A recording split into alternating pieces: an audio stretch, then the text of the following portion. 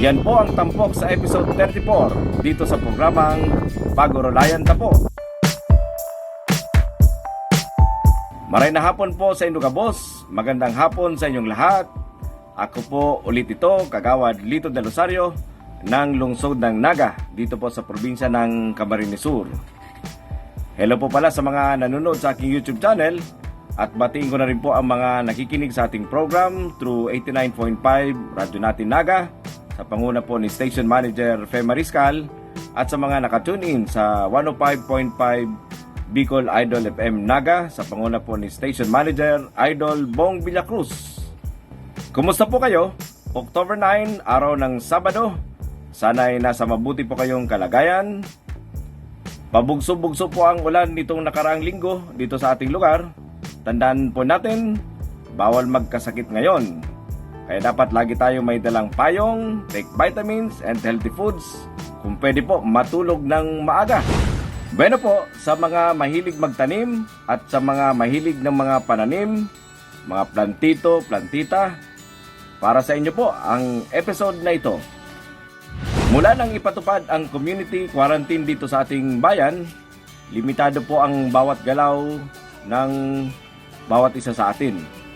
Mas nabigyan tayo ng panahon para magstay sa loob ng bahay, kaya naman siyempre, halos lahat naghanap ng pupwedeng mapagkaabalahan o libangan o kaya mapapagkakitaan.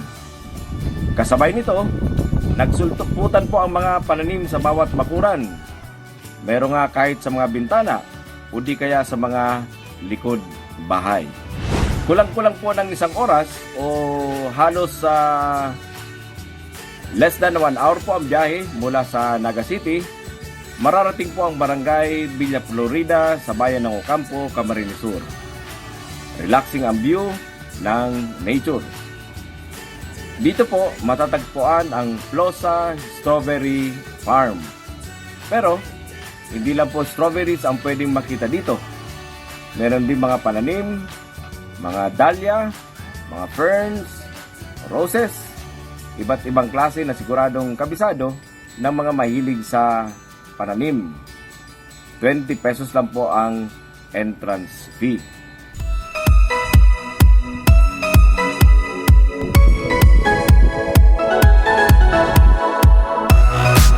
Kwento ng manugang ng may-ari ng farm na si Maricar Pagador, nagsimula lang po sila sa kaunting pananim. Tulad ng mga plantito at plantita before pandemic, may mga magkailang pananim na sina Ma'am Marilyn Plosa at Ma'am Analisa. Nadagdagan ito nang magsimula ang quarantine sa tulong ng kanyang partner na si Kevin. Si partner ko po, para po na may mapagayon tapos magkaigwa po kami ng income. Siyempre po pandemic, saan po kami makong pang Mayo. Kaya inisip ko po. Malawak po ang lugar na ito. At dahil hindi ngayon ang harvest season ng strawberry, wala pa pong mga bunga. Pero pwede na makabili ng mga pananim sa kanila sa murang halaga. 50 pesos po hanggang 250 pesos ang presyo dito sa Plosa Farm. Strawberry po. Sa mother plant, ma'am, 250. Tapos sa runners po, 150 lang. Ano mo pinakaiba nito? Sa mother plant po kaya dakula na, ma'am. Tapos dakula po itong mga runners na pwede pong pangtanong. Sa runners naman po, sadit lang kaya. Ano lang, ma'am, direct sunlight lang po ang strawberry adapt na po yan sa climate ang mainit. Tapos, agahapon lang po ang pagpupunta. In less than 2 to 3 years, expecting na rin sila na magkaroon ng bunga ang Fuji apple na ito. But wait, there's more. Sino ba naman ang hindi mapapasana all? Mayroon din silang tanim na uvas o grapes at mayroon pang tanim na lettuce. Bonus pa ang free tips sa mga gusto ring magsimulang maging plantito o plantita. Hindi lang po yan. May coffee station din sila para po naman sa mga mahilig magkape. Dahil napapakali pagdain na kakakape. Araw po kan sa inyong lingkod. At meron din po silang food court. Isa sa mga best sellers nila ang corn coffee. na sila rin mismo ang gumagawa. Pag mainit ma'am, may milk tea kami. Pag malipot po, may coffee po kami. Para po partners hindi. Sayang po kaya kang may mga yelo tsaka sa tapioca kami. Siyempre po kung may manag-ahano, natutunaw lang. Sa gusto po magpa-share day, bukas po kami, everyday po. 20 pesos lang po ang entrance. Dawa po anong oras, bukas po kami.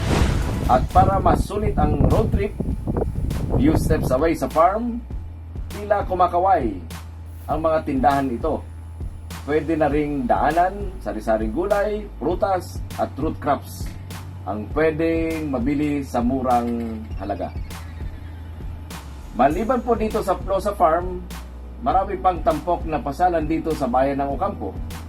Pero observe po natin yung minimum health standards or protocols. Huwag natin pong kalimutan na nandiyan pa rin ang banta ng pandemya. Nang pinasila po natin ang Naga View Adventist College dito sa Panikwaso, Naga City habang sila po ay nasa granular lockdown. Bunga ng pagkakaroon ng mga positive cases sa loob ng campus, nakita po natin ang malawak na taniman dito.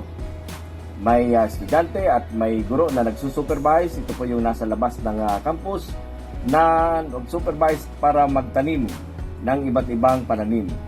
Nakakainggan nyo pong hilingon, nakakaaya-ayang tingnan ang ganitong sitwasyon.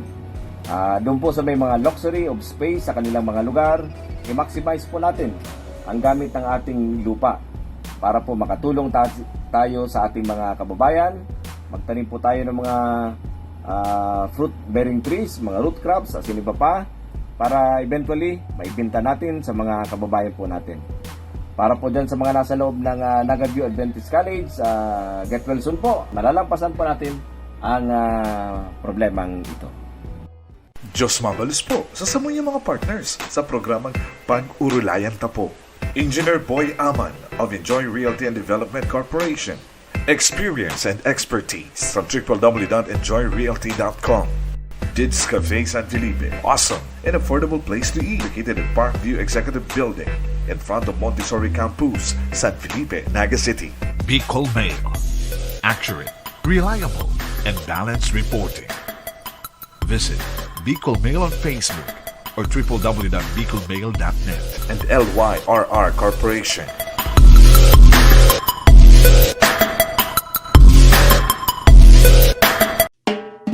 Gusto mo ba ng mga napapanong impormasyong may kinaaraman sa syudad ng Naga? Easy mo na ba ang mga bagong programa kan lokal na gobyerno?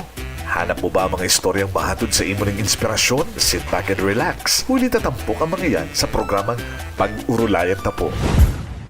Hatod sa tuya ni Kagawad Lito del Rosario kada Sabado, alas 5 ng hapon, madadagog yan live sa 105.5 Bicol Idol FM Naga, asin madadalan man sa Facebook page asin YouTube channel ni Kagawad Lito del Rosario. Kaya ano pang hinahalat mo? Like and subscribe na, tanganing updated ka sa mga happenings.